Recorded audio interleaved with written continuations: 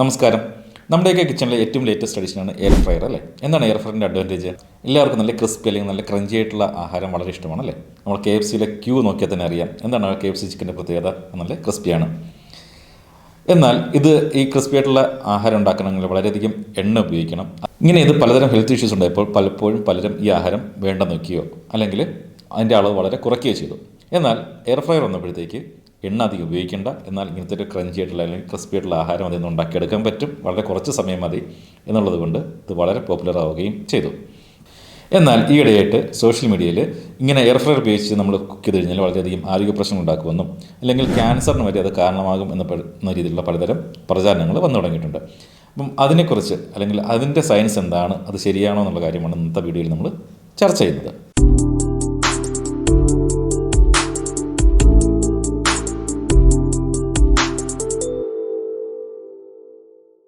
അപ്പോൾ നമ്മൾ ഫസ്റ്റ് എന്താണ് ഈ എയർ ഫ്രയർ എന്ന് അറിയണം. ഈ എയർ ഫ്രയർ എന്ന് വെച്ചാൽ ഒരു പുതിയ സംഭവമാണോ, ഒരു പുതിയ കണ്ടുപിടുത്തമാണോ? അല്ല. നമ്മൾ നേരത്തെ ഉപയോഗിച്ചിട്ടിരുന്ന OTG ovens ഉണ്ട് അല്ലേ, നമ്മൾ ബേക്ക് ചെയ്യാനും ഒക്കെ ഉപയോഗിച്ചിരുന്ന OTG ovൻ്റെ ഒരു മോഡിഫൈഡ് ഫോമാണ്. അതിലും എന്നുള്ളതൊരു ഹീറ്റ് സോഴ്സ് ഉണ്ടാവും. അതിൽ നിന്ന് എയർ ഹീറ്റാക്കിയിട്ട് അത് ഈ ആഹാരത്തിലൂടെ സർക്കുലേറ്റ് ചെയ്യും. അങ്ങനെ അത് പാചകം ചെയ്തെടുക്കും. എയർ ഫ്രയർ വരുമ്പോൾ കുറച്ചുകൂടെ കോമ്പാക്റ്റ് ആണ്. അതുകൊണ്ട് തന്നെ ഹൈ ടെമ്പറേച്ചർ ഉണ്ടാവും, കുറച്ച് സമയം മതി, കുറച്ചുകൂടെ ക്രിസ്പിനെസ് അല്ലെങ്കിൽ ഒരു ക്രഞ്ചിനെസ് കുറച്ചുകൂടെ നന്നായിട്ട് ഓവനൊക്കെ കിട്ടും. അതാണ് അതിൻ്റെ അഡ്വാൻറ്റേജ്. അപ്പോൾ എയർ ഫ്രയറിൻ്റെ ഏറ്റവും വലിയ അഡ്വാൻറ്റേജ് എന്ന് വെച്ച് കഴിഞ്ഞാൽ അത് വളരെ കോമ്പാക്റ്റ് ആണ്, ചെറിയ സൈസാണ്. അതുകൊണ്ട് തന്നെ ഹൈ ടെമ്പറേച്ചറിൽ എയർ സർക്കുലേറ്റ് ചെയ്തിട്ട് നല്ലൊരു ക്രിസ്പിനെസ് അല്ലെങ്കിൽ ക്രഞ്ചിനെസ് കിട്ടും. ഓയിൽ തീരെ വേണ്ട. അതായത് നമ്മൾ ഏകദേശം 1 കപ്പ് ഓയിൽ ഉപയോഗിച്ച് ഉണ്ടാക്കുന്ന ആഹാരം ഏകദേശം 1-2 ടീസ്പൂൺ ഓയിൽ ഉപയോഗിച്ചിട്ട് ഈ എയർ ഫ്രയറിൽ ഉണ്ടാക്കിയെടുക്കാം. പിന്നെ ഇത് വളരെയധികം കോമ്പാക്റ്റാണ്. കിച്ചണിൽ കുറച്ച് സ്ഥലം മതി, അതുപോലെ തന്നെ കുറച്ച് സമയം മതി, വൃത്തിയാക്കാൻ എളുപ്പമാണ്. അങ്ങനെ ഒരുപാട് അഡ്വാൻറ്റേജസ് ഉണ്ട്. ഇനി എന്താണ് ഇതിൻ്റെ ഡിസഡ്വാൻറ്റേജ്, അല്ലെങ്കിൽ ഇത് എന്തെങ്കിലും ആരോഗ്യ പ്രശ്നം ഉണ്ടാക്കുമോ അല്ലെങ്കിൽ ക്യാൻസർ ഉണ്ടാക്കുമോ എന്നുള്ള കാര്യം നമ്മൾ നോക്കാം. ഇനി നമ്മൾ എയർ ഫ്രയറിൽ കുക്ക് ചെയ്യുമ്പോഴത്തേക്ക് അക്രിലാമൈഡ് എന്ന പ്രൊഡക്റ്റ് ഉണ്ടാകുമെന്നും ഇത് ക്യാൻസർ ഉണ്ടാക്കുമെന്നാണ് എയർ ഫ്രയറിന് എതിരെ പറയുന്ന ആൾക്കാർ പറയുന്നത്. നമുക്ക് എന്താണെന്ന് നോക്കാം. അക്രിലാമൈഡ് എന്ന് പറയുന്നത് ഒരു പൊട്ടൻഷ്യലി കാർസിനോജനിക്കാണ്, അതായത് ക്യാൻസർ ഉണ്ടാക്കാൻ സാധ്യതയുള്ള ഒരു പദാർത്ഥമാണ്. പക്ഷേ ഇത് ധാരാളമായിട്ട് അടങ്ങിയിരിക്കുന്നത് പ്ലാന്റ് പ്രൊഡക്ട്സിലാണ്. നമ്മൾ എയർ ഫ്രയറിൽ തന്നെ നമ്മൾ പൊട്ടറ്റോ ചിപ്സ് ഉണ്ടാക്കുക അല്ലെങ്കിൽ പ്ലാന്റ് സ്റ്റാർച്ച് കൂടുതലുള്ള സാധനങ്ങൾ ഉണ്ടാക്കി കഴിയുമ്പോഴത്തേക്ക് അതിൽ അക്രിലാമൈഡിൻ്റെ അളവ് കൂടാൻ ചാൻസ് ഉണ്ട്. പക്ഷേ അത് മീറ്റിൽ വളരെ കുറവാണ്. ഇനി അക്രിലാമൈഡ് എന്ന് പറഞ്ഞ പ്രൊഡക്റ്റ് എയർ ഫ്രയറിൽ കുക്ക് ചെയ്യുമ്പോൾ മാത്രമേ ഉണ്ടാവുള്ളൂ? അല്ല.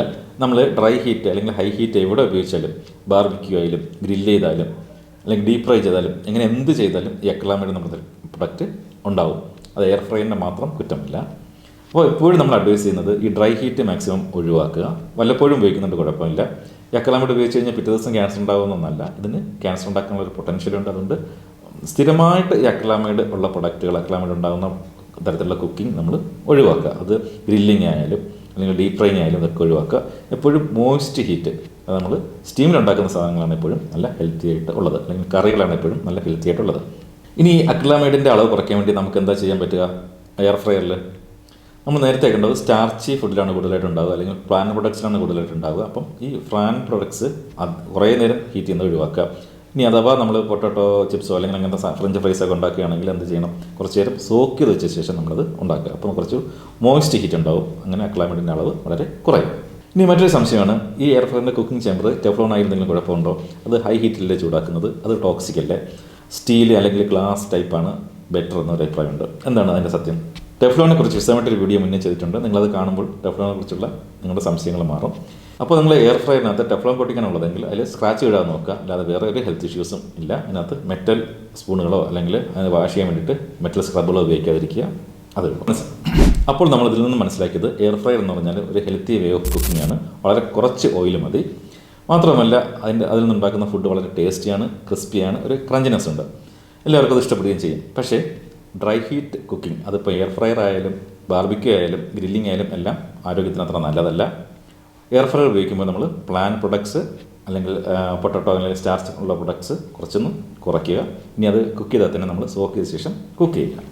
അപ്പോൾ ഈ വീഡിയോയിലൂടെ എയർ ഫ്രയറിൻ്റെ ഗുണങ്ങളെക്കുറിച്ചും ദോഷങ്ങളെക്കുറിച്ചും അല്ലെങ്കിൽ കുക്ക് ചെയ്യുമ്പോൾ ശ്രദ്ധിക്കേണ്ട കാര്യങ്ങളെക്കുറിച്ചുമാണ് പറഞ്ഞത്. നിങ്ങൾക്കതൊക്കെ മനസ്സിലായെന്ന് വിചാരിക്കുന്നു. നിങ്ങളുടെ അഭിപ്രായങ്ങളും നിർദ്ദേശങ്ങളും കമൻറ്റായി രേഖപ്പെടുത്തുക. മറ്റൊരു നല്ല വീഡിയോയുമായി ഉടൻ തന്നെ കാണാം.